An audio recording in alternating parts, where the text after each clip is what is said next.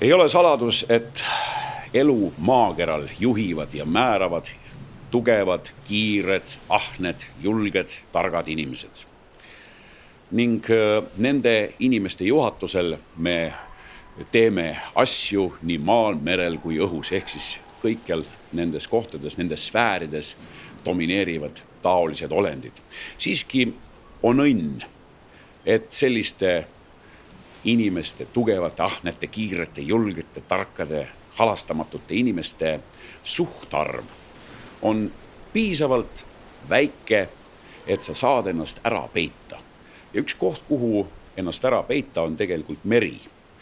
Meri lihtsalt on niivõrd suur, maailma meri on niivõrd suur, et isegi tänapäeval, kus me võime tikutopsi välja suurendada kosmosest, jälgida absoluutselt igasugust liiklust kõikjal maailma meredel kosmosest sentimeetri täpsusega peaaegu, on võimalik ennast merele ära peita. See kõlab uskumatuna, aga nõnda viisi see on.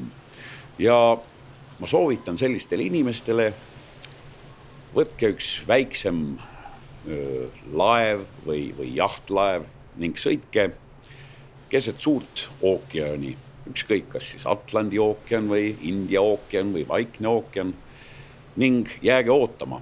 Teid tabavad uskumatud elamused, mida vaimsete praktikate nii-öelda harrastajad, igasugu ida vaimsete praktikate harrastajad siin tavaühiskonnas mitte iialgi ei saavuta. Ja merel on see väga kerge kätte tulema, kui sa seisad keset lagedust, su ees on sinine, ülal on sinine, all on sinine ja sa tunned, kuidas argielu sinust välja voolab ja tühjus täidab seda ruumi, mida eelnevalt täitis siis pudi-padi.